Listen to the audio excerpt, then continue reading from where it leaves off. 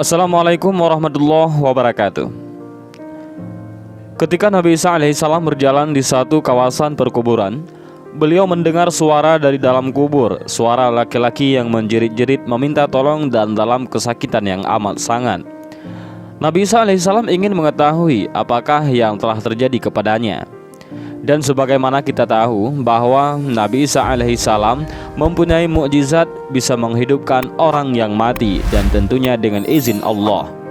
Maka Nabiullah Isa pun memohon doa kepada Allah sambil menadahkan tangannya ke langit supaya menghidupkan lelaki tersebut.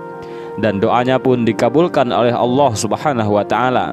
Maka terbelahlah kubur itu dan keluarlah seorang laki-laki yang sedang terbakar menjerit-jerit meminta tolong.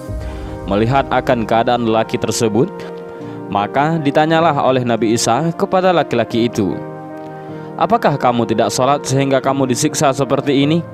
Lelaki itu menjawab bahwa ia tidak meninggalkan sholat. Ditanya lagi oleh Nabi Isa alaihissalam, "Adakah kamu tidak berpuasa?" Lelaki itu pun menjawab, "Saya berpuasa."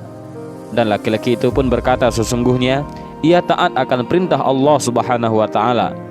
Maka ditanyalah oleh Nabi Isa alaihissalam, "Apakah yang engkau lakukan sehingga kamu disiksa sedemikian rupa?"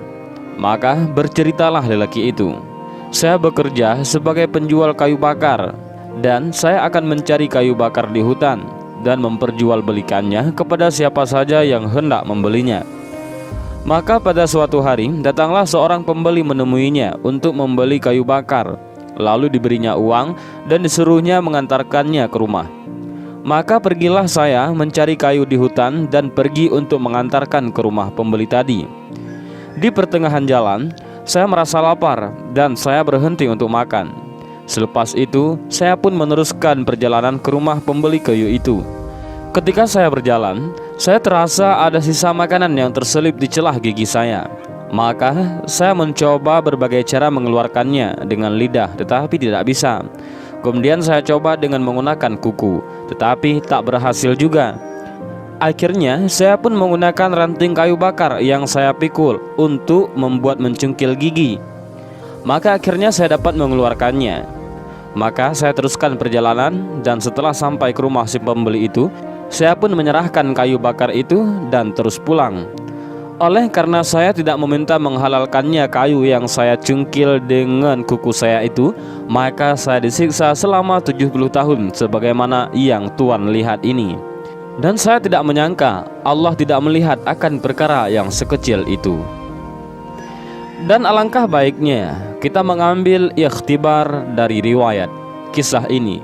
Adakah kita pernah mengambil barang-barang dari pejabat, semacam dari sekecil-kecilnya seperti klip kertas dan sebagainya, dan dibawa pulang ke rumah untuk kegunaan sendiri ataupun diberikan kepada anak-anak kita? Dan juga barang-barang orang lain yang kita pinjam tetapi tidak dikembalikan. Sesungguhnya takutlah kita akan azab Allah, karena mati itu adalah benar. Azab neraka itu adalah benar. Azab kubur merupakan salah satu sanksi Allah Subhanahu wa ta'ala bagi mereka yang selama hidup di dunia melakukan tindak perbuatan dosa. Imam Al-Baihaqi dalam kitab Al-Ahwal memberikan resep sederhana agar terhindar dari azab kubur. Menurutnya, kunci yang bisa menyelamatkan seseorang dari siksa kubur adalah amal saleh yang dikerjakan sepanjang hidupnya di dunia. Dan barang siapa yang beramal saleh, maka untuk diri mereka sendirilah mereka menyiapkan tempat yang menyenangkan. Al-Quran Surat Rum. Merujuk pada pendapat Mujahid, tempat menyenangkan yang dimaksud ialah kediaman yang nyaman selama di alam barzakh. Fakta ini juga dipertegas dalam hadis riwayat Abu Hurairah. Disebutkan bahwa ketika mayat telah diletakkan di kuburannya, ia mendengar gesekan sandal handai tolan yang meninggalkannya sendirian. Bila ia orang beriman, maka amalan sholat akan berada di atas kepalanya, puasa di sebelah kanannya, dan zakat ada di samping kirinya. Sedangkan amalan lainnya seperti sedekah, silaturahim, dan perbuatan baik ada di sekitar kedua kakinya. Masing-masing akan menjadi saksi dan pelindung baginya. Pada penghujung karyanya, Al-Baihaqi yang terkenal dengan mahakaryanya yaitu As-Sunan Al-Kubra dan Dalail An-Nubuwah menukil beberapa riwayat yang mengisahkan tentang rasa takut dan harapan besar dari para salaf agar terhindar dari siksa neraka. Padahal melihat hitungan matematis, tingkatan kesalehan spiritual mereka itu terbilang lebih mumpuni. Ini tak lain menggambarkan ketaatan mereka terhadap Allah dan Rasul-Nya. Sebut saja misalnya pendiri mazhab teolog Asy'ariyah, Abu Musa al-Asy'ari. Beliau meminta agar dijauhkan dari siksa neraka. Beliau bahkan memerintahkan agar kedalaman kuburnya kelak ditambahkan. "Dalamkanlah liang lihatku," katanya. Al-Baihaqi yang tutup usia pada umur 74 tahun ini mengutip kisah Abu Darda.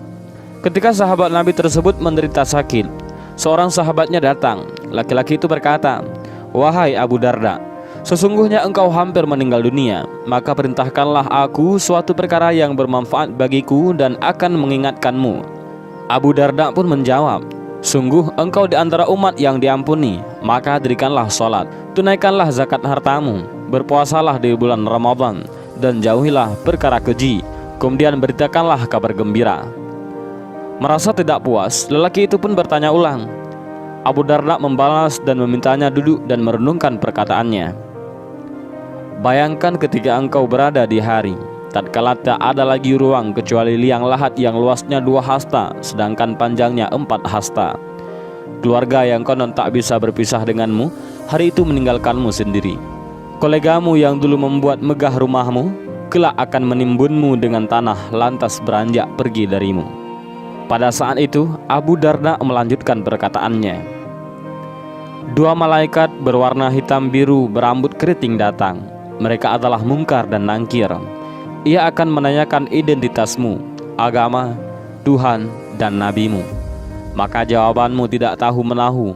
Maka demi Allah engkau telah tersesat dan merugi. Sedangkan bila jawabanmu adalah Muhammad Rasulullah dengan kitab sucinya Al-Quran, maka demi Allah engkau selamat dan dapat petunjuk.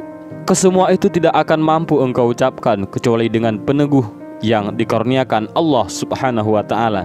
Kelak, setiap amal dan perbuatan manusia selama di dunia akan dipertanggungjawabkan. Apabila seseorang sering melakukan perbuatan buruk selama hidup di dunia, maka kelak ia akan mendapatkan azab sebagaimana balasan atas perbuatannya. Bahkan balasan atas segala perbuatan manusia akan dimulai sejak berada di alam kubur. Apabila di dunia ia senantiasa berbuat buruk, maka kelak ia akan mendapatkan siksa kubur. Sedangkan jika selama hidup di dunia ia selalu berbuat baik, maka ia kelak akan terhindar dari siksa kubur. Sebenarnya Allah telah menceritakan tentang siksa kubur, terutama siksa kubur yang ditimpakan kepada Fir'aun dan kaumnya. Allah menyebutkan hal tersebut dalam Al-Quran surat Al-Mu'min ayat 45-46.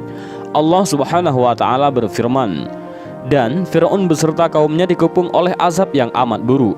Kepada mereka ditampakkan neraka pada pagi dan petang, dan pada hari terjadinya kiamat. Dikatakan kepada malaikat, masukkanlah Fir'aun dan kaumnya ke dalam azab yang sangat keras." Al-Quran surat Al-Mu'min ayat 45-46. Oleh karena itu, Rasulullah SAW memerintahkan kepada umatnya untuk selalu berdoa kepada Allah agar senantiasa dilindungi dan terhindar dari siksa kubur. Sebagaimana Rasulullah SAW bersabda, "Mintalah perlindungan kepada Allah dari siksa kubur, sebab siksa kubur adalah hal yang benar." Hadis riwayat At-Tabrani. Lalu apa saja yang bisa dilakukan oleh umat Islam agar dapat terhindar dari siksa kubur yang amat pedih dan mengerikan? Hal yang pertama yang dapat dilakukan adalah dengan memanjatkan doa kepada Allah agar dihindarkan dari siksa kubur.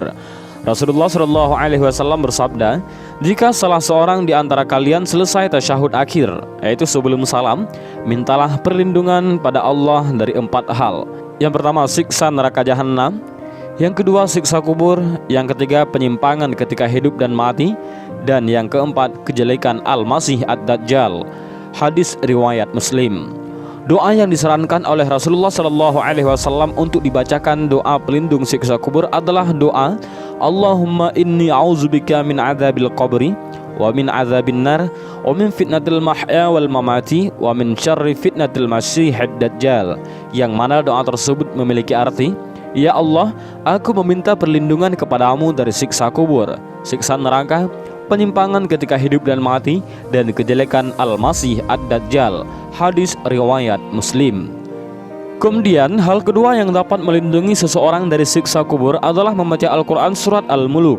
Sebagaimana disebutkan dalam sebuah hadis dari Abdullah bin Mas'ud, ia berkata, Barang siapa membaca Tabarakalladzi biyadihil mulk, yaitu surat Al-Mulk setiap malam, maka Allah akan menghalanginya dari siksa kubur. Kami di masa Rasulullah SAW menamakan surat tersebut Al-Mani'ah, yaitu penghalang dari siksa kubur. Dia adalah salah satu surat di dalam kitabullah. Barang siapa membacanya setiap malam, maka ia telah memperbanyak dan telah berbuat kebaikan. Hadis riwayat An-Nasa'i. Yang ketiga, amalan yang dapat dilakukan untuk mencegah siksa kubur adalah rajin bersedekah kepada orang-orang yang membutuhkan. Sesungguhnya sedekah itu akan mengurangi kepanasan, yaitu siksaan kubur, dari yang selalu memberi sedekah. Dan bahwa sesungguhnya seorang mukmin itu akan dapat bernaung di bawah naungan sedekahnya di hari kiamat. Hadis riwayat At-Tabarani. Dan selanjutnya, cara keempat adalah dengan berwasiat agar tidak ditangisi secara berlebihan oleh pihak keluarga dan kerabat atas kematiannya. Dalam sebuah hadis disebutkan, seseorang yang mati itu akan disiksa dalam kuburnya karena dia ditangisi sewaktu kematiannya. Sebab itu, wasiatlah di waktu hampir kematian agar keluarga tidak ada yang menangisi dengan cara menampar-nampar pipi dan mengoyak-ngoyakkan baju sebagaimana bentuk rasa kehilangan yang dalam atas kematiannya. Akan tetapi, tidaklah mengapa kalau menangis biasa saja. Hadis riwayat Al-Bukhari dan Muslim. Dan itulah 4 hal yang sebenarnya dapat melindungi seseorang dari pedihnya azab dan siksa kubur yang begitu mengerikan. Keempat hal tersebut adalah dengan membaca doa yang diajarkan Rasulullah SAW, membaca surat Al-Mulk, memperbanyak bersedekah, dan berwasiat agar tak ditangisi secara berlebihan saat meninggal. Dengan demikian, semoga umat Islam dimanapun berada dapat terhindarkan dari siksa kubur yang sangat mengerikan. Dan inilah sedikit kisah tentang orang yang disiksa selama 70 tahun karena kesalahannya yang kecil dan cara bagaimana kita terhindar dari siksa kubur itu. Mudah-mudahan video ini bermanfaat. Wallahu a'lam bishawab. Assalamualaikum warahmatullahi wabarakatuh.